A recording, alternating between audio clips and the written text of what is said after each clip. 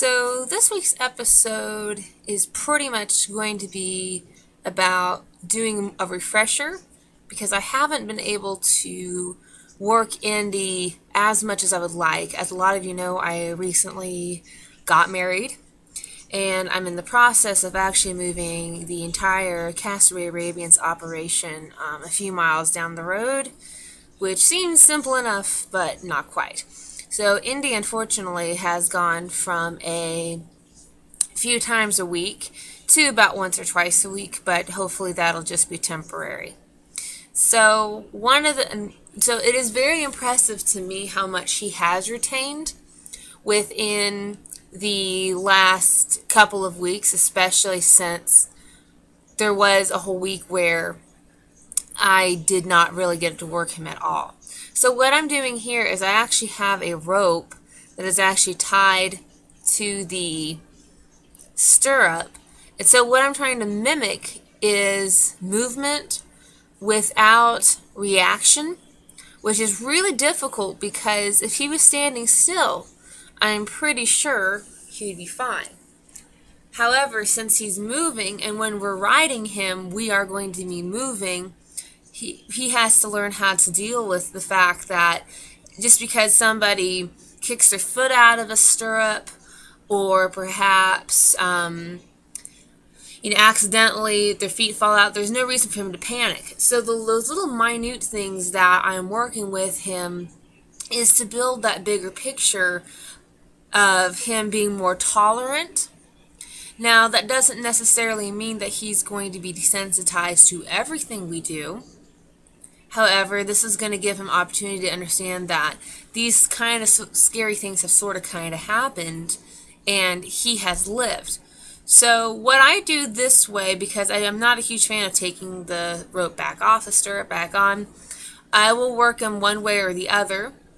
When I turn him the other way, I actually will just take the rope, as you saw, slide it up over the saddle, and actually flip it over.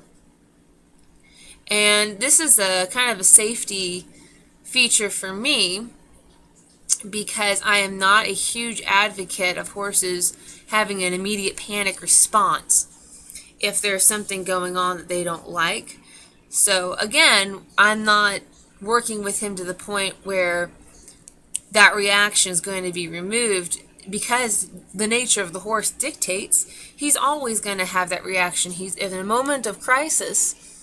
He's going to have a lot of questions and he's probably is going to react. However, the goal is to get him to the point where he can actually think it through and get to the point where he's thinking it through a little quicker than versus reacting and then thinking about it later.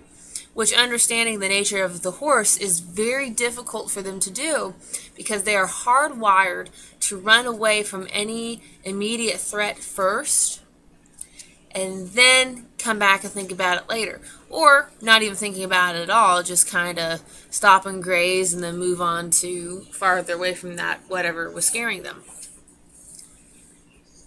So, remember, because of my time shortage, what I do on one side, I do on the other side. And so you might see me do an exercise perhaps on one side only, but what I do behind the camera or in that edited part is I always do both sides. And some sides are worse than others, which ironically to me, his worst side of doing anything is on the left, which of course makes it very, very inconvenient for us trying to work with him on these exercises. But again, this emphasizes the importance of doing that. Now, this particular thing here I wanted to keep on, so I did not intend for this to happen, but as I've been rolling the rope, you can see in the beginning there he had a little bit of a hitch.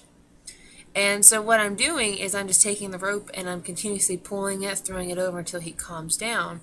So as you're working with your horses at home, just keep an eye out for those little things that make them uncomfortable and then make it a part of your work routine to go ahead and put that in there. Make it a part of what you're doing even though you didn't intend it to.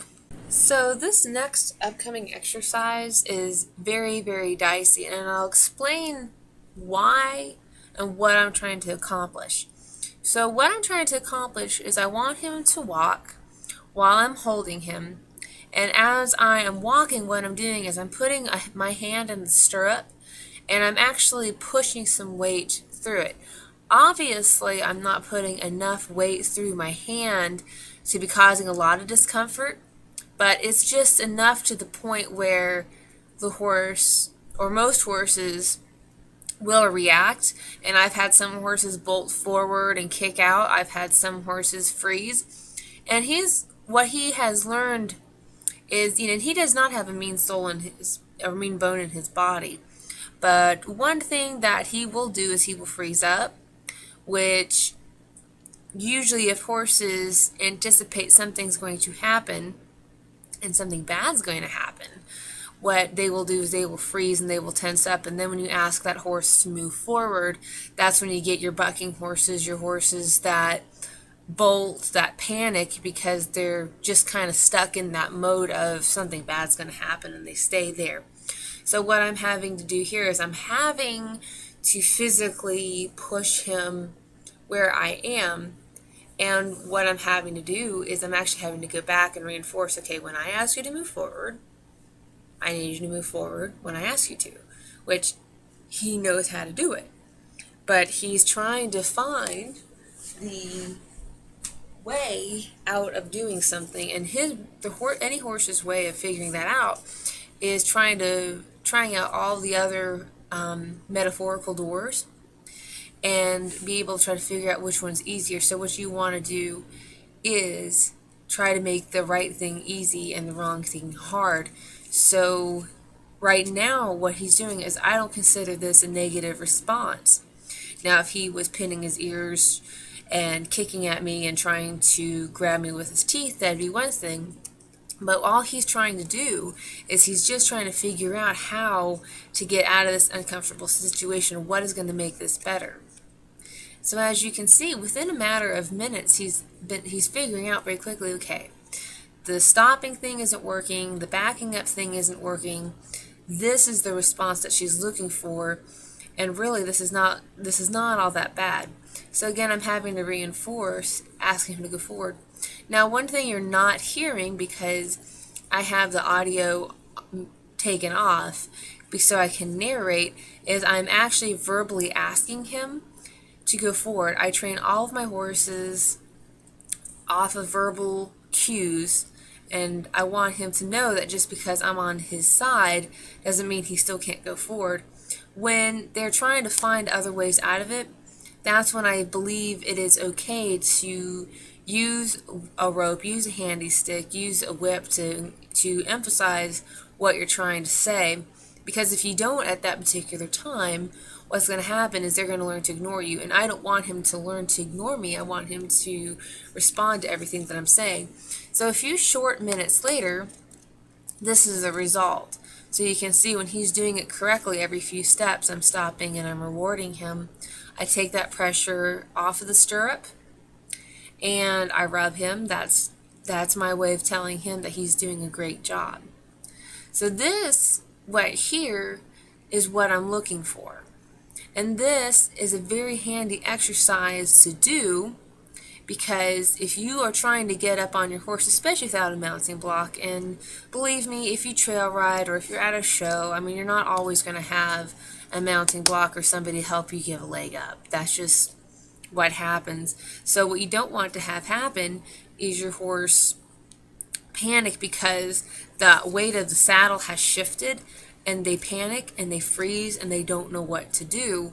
So that particular exercise is very handy to work with horses that tense up when you get on and they don't know how to move forward with that pressure on their side. So again, what I'm doing here is I am pretty much going back to backing him, and then this ties into the exercise. Two exercises we just did is I'm actually using the stirrup to hop up on him, and as you can see, I'm actually kicking my foot out of the stirrup, because especially in this position, if he decided to go forward, that's one of the worst things I could do, is actually keep my foot in the stirrup. So those two exercises that we did previously tie into that finale. And then of course I'm going to let him walk around in a circle on both sides. So I think we're well on our way to becoming a very sound and sane riding horse and a lesson horse, but we'll keep you guys in the loop. Thank you very much for watching.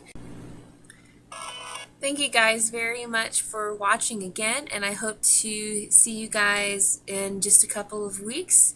Have a great rest of your week, and try to stay sane throughout this holiday season. We'll touch base here soon.